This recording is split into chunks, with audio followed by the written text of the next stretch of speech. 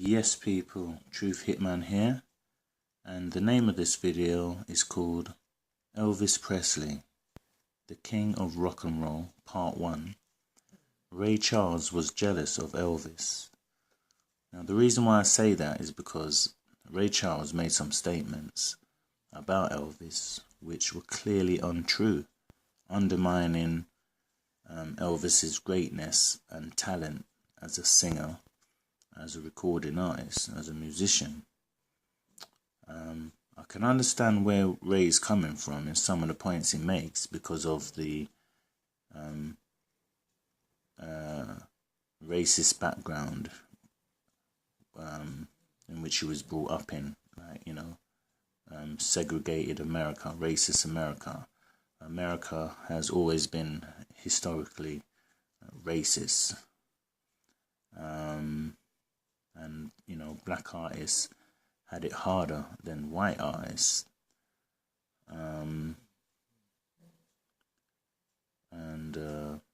With that being said, it doesn't mean that Ray Charles is a bad person or, he wasn't a great artist himself. Ray Charles was a legend, still a legend, great singer.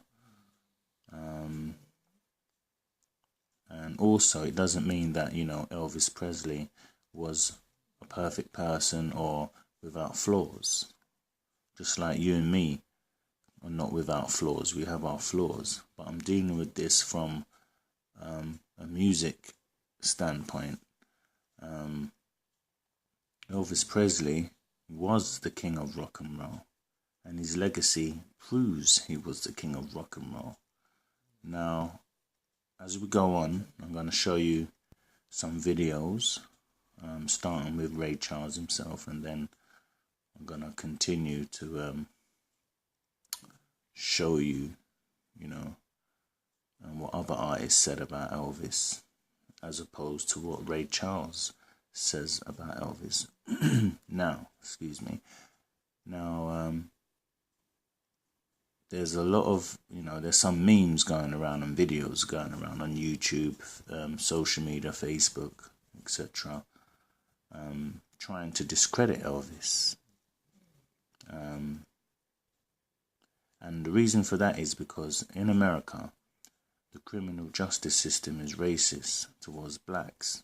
And, black people can see where their stars and celebrities, if they commit a crime or it's alleged that they've done something, they're punished more severely than white celebrities are punished.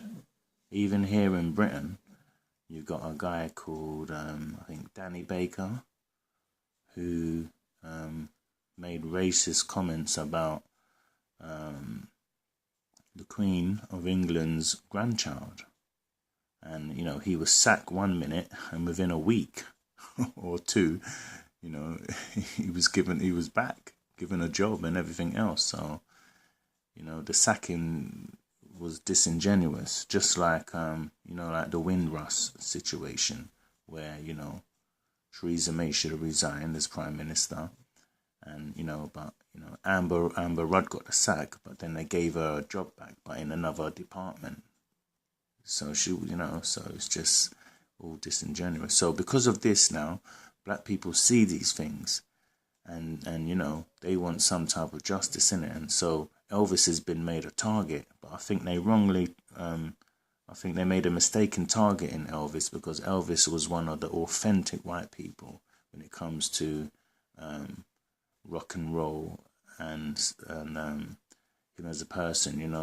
There's lies going around about, how he was racist and stuff like that, and he stole black music. And this is just part 1, but I'm going to address all of these in the next video that I make, part 2, showing you that Elvis wasn't a racist and that, But here we go anyway. We're going to start with Ray Charles. And this is what he said. Here we go. And I apologize for the poor quality of the video, but, I'm using my phone. And it's the content that matters. Nobody appreciates more different kinds of music from you. That's obvious. Did you feel at the time, in the 50s, early 60s, a resentment of some of the white performers who were copying R&B stuff and selling more records than you and your contemporaries were? I just didn't object to it. I just felt that the music it wasn't that good to care about. That sounds terrible, doesn't it? You know? Maybe some exceptions, though. I mean, Elvis was a talented guy. Well, okay. Not necessarily. You know better than I. Yeah. Let me ask you differently. How good was Elvis? What Elvis did, he caused a lot of the populace, if you want to, usually when people say populace, they usually mean white people, to start listening to a lot of music that normally they wouldn't have been listening to. I guess I'm going to lose at least about a third of my fans right now. But to say that Elvis was so great and so outstanding, like they say, he's the king. I got in trouble because one guy asked me this question and I said the king of what, and he got mad at me. You see, I don't think of Elvis like that because I know too many artists that are far greater than Elvis. I think Elvis was person came along at the right time, so here was a white kid that could do rock and roll or rhythm and blues or whatever you want to call it, and the girls could swoon over him. Nat Cole got in trouble in Alabama when the women swooned over him. Got put out of town. And black people were going out shaking their behind for centuries. What's the most unusual about them shaking their hips and stuff? And that's all Elvis was doing, was copying that. And he was doing our kind of music. He was doing the Willie Mae Thornton, Jailhouse Rock. That's black music. So what the hell am I supposed to get so excited about, man?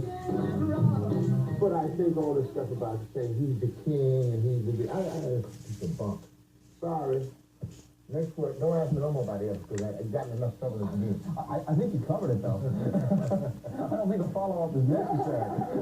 Okay, all right. Okay, so going to the next video. He's saying that you know, Elvis, you know, the girls were swooning over him, and Nat King Cole got in trouble when the girls did it to him and stuff like that. That's because, you know, America was racist, but, you know, hands down, Elvis Presley was better looking than all of them. That's why he had the girls swooning over him. Do you know what I'm saying? So now I'm going to go on to show you where Elvis Presley, going to show you that Elvis Presley was a pioneer in rock and roll. Now, rock and roll sprang from rhythm and blues and gospel and boogie woogie, just like reggae music and rocksteady sprang from ska. You see, so they're, you know, they're not the same, but it sprang from that. But at the time, they would call rock and roll rhythm and blues or whatever, because it was in its metamorphosis or its evolution, you know, changing from one genre to another. But you know, it's clearly, and then, you know, rock and roll didn't have a name. It was called race music and such and such. So yes, it did come from black people, but Elvis went the rock and roll now, as we know it, you know, Jailhouse Rock, Hound Dog, or whatever. Elvis was one of the pioneers, and I'll prove it to you. And I like rock and roll from its very beginnings, and that's what there's Little Richard, Chuck Berry, yeah, Elvis is included with that. Bo Diddley, who also recently passed, you know, and all the way up to what rock is today. Then you have yeah, like, know your history, man. No, that's Chuck Berry. So that was Chuck D. So now we're gonna go on to Chuck Berry. Now this is one of the kings of rock and roll. And let's hear what he has to say. Yeah. By the way, I appreciate that founding fathers. You know, there's been so many empires, kings are kind of going out of style. Yeah. I'm so glad. Thank you. Yeah, right. Thank you. I mean, I'm not the source authority for the founding fathers, but I'll take the things anyway. But I don't know who would you say is the founding father of rock and roll, if not yourself? Well, it's not for me to say, but I'm surely a cog in the wheel, as my pop used to say. Yeah, cog in the wheel. Okay, who are some of the other cogs then? Well, here I'll say Domino, and I'll say Louis Jordan, and Elvis Presley, and even Fats Waller, because Fats played basic music. Yeah, Fats Waller. Yeah. And that was a Little Richard. He's great. He was great in the beginning. Bill Haley was, you know. So I mean, we're all just, I think, a cog in the wheel. Okay, so when rock and roll was being developed, they didn't know it was called. They didn't know it was rock and roll until somebody coined it rock and roll. I'll show you in the part 2 video who coined it. Yeah, it was, I think, a radio disc jockey. There's Little Richard. You know, Elvis was one of the main doors. So Elvis was one of the pioneers in terms of, he didn't invent it, but he was one of the pioneers in terms of, in its early beginnings, he developed his own style. He was original in developing his own style because he used to sing hillbilly music and gospel and country, and he combined it all, rhythm and blues, gospel, country, and made his own style. So when you hear a record on the playing on the radio, you know that's Elvis. You see what I'm saying? So Elvis was one of the pioneers, according to the pioneers themselves. Well, you know more than Chuck Berry. He was there. He knew Elvis. But we was one of the main doors that came through. Chuck Berry was a main door himself. And we're not saying that Elvis wasn't a main door. I would never say that.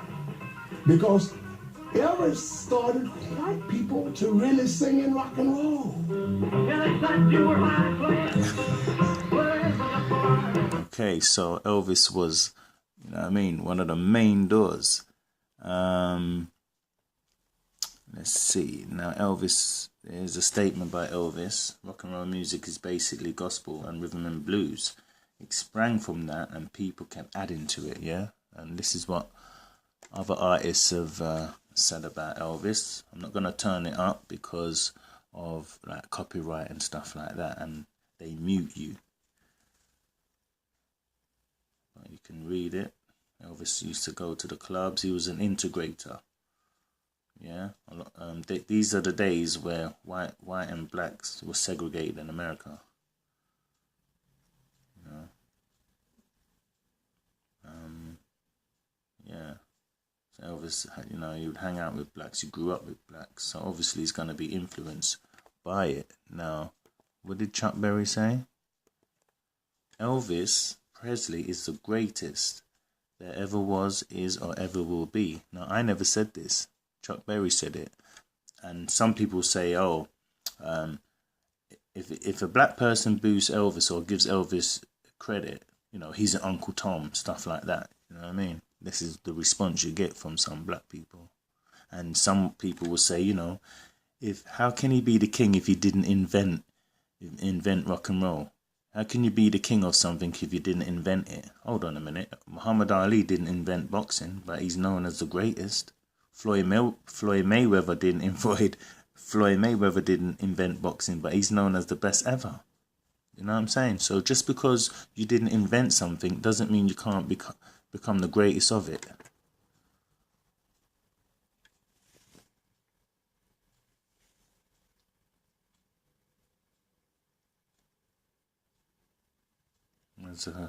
Once again, I apologize for the poor quality of the video, but hey, it's the content that counts, yeah? You can see my reflection there in it. So these are what some black people have had to say about Elvis, who were there. They knew him in person. You know, they knew the difference between a racist white person and a non-racist white person. Okay.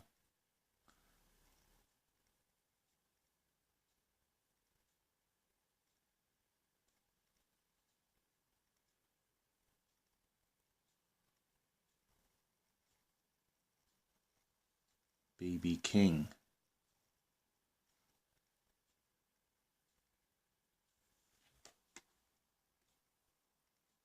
Okay. This is a person who Michael Jackson highly rated, or rated highly, yeah? Michael Jackson admired this guy, Jackie Wilson. And Jackie Wilson said a lot of people accuse Elvis of stealing their stage mannerisms, when in fact almost every black solo artist copied Elvis's. Now, Jackie Wilson must know what he's talking about.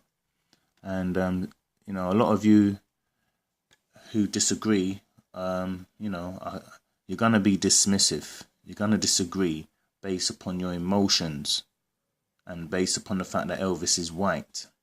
Yeah, not based upon research, what I'm showing you here now. Yeah, so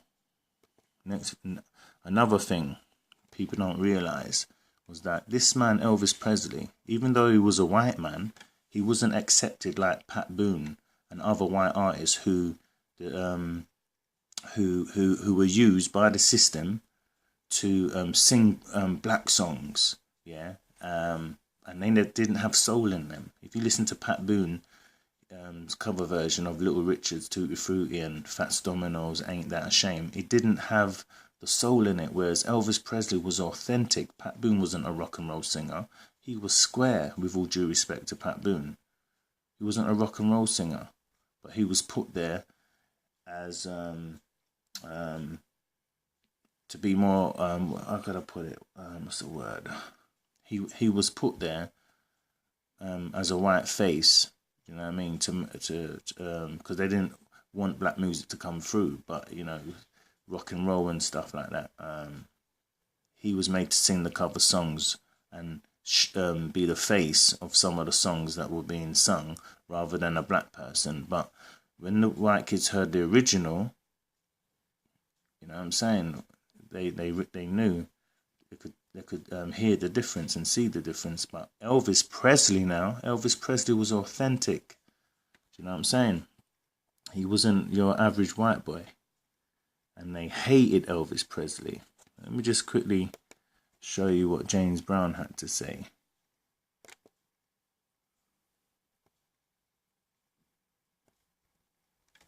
Well, soul has no color, has no barrier. But I also had a lot of good people that brought out a lot. I want to pay a tribute to a good friend of mine, Brother Elvis Presley, who opened up a lot of doors for me to get through. Elvis was a pioneer, and he came out 1 year before I did. He was out in 55, Heartbreak Hotel. And then I come in 56. And Elvis and I were very good friends up until the last minute of his bodily life. But he'll always live because of the fact he was such a beautiful man. I don't care what nobody says. I know Elvis. You know, there are a lot of rumors. Elvis and I sang spiritual together. You know, he'd buy any movie that I make, any film, he'd buy the film and close the theater up and show it. I love Elvis for being a man. I love what he done for the people and the chance he gave me. He kept me from being number one. I was number one soul and he was number one world, and it took a long time, but it's almost like the two rental cars. It made me try harder, and I love Elvis for it, and we'll always pray for Elvis. Yeah, that's James Brown, the godfather of soul music, yeah. Let me show you. Okay. There's no room in this city for the vulgar performances of Elvis Presley. It's shocking.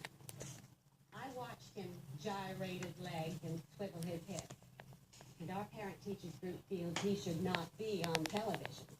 We've set up a 20-man committee to do away with this vulgar, animalistic, nigger rock and roll bar. Our committee will check with the restaurant owners and the cafes to see what Presley records is on their machines, and then ask them to do away with them. Okay, so white people, a lot of white people hated Elvis Presley in the beginning. They didn't like him. So even though he was white, you know, it didn't mean that, you know, he had it easy. They hated him. You've learned anything from the criticism level that you? No, I haven't. Yeah. Because I don't feel that I'm doing anything wrong. You ain't nothing but a hound dog.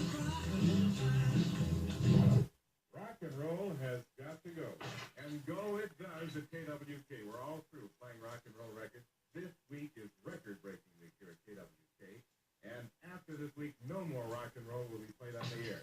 The obscenity and vulgarity of the rock and roll music is obviously a means by which the white man, his children, will be driven to the level with a nigger. It is obviously nigger music. Okay, so this is the atmosphere that Elvis Presley came up through.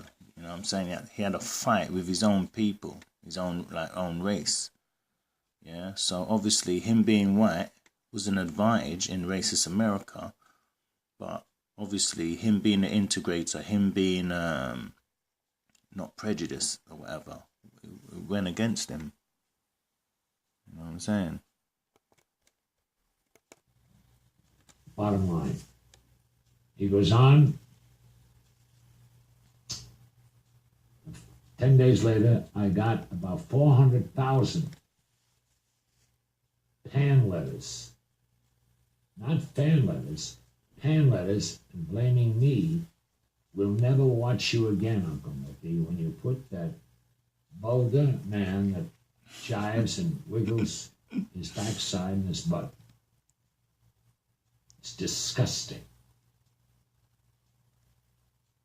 Oh, the pan letters get worse. And they're blaming me. Well, yeah. So, you know, a lot of protests and whatever.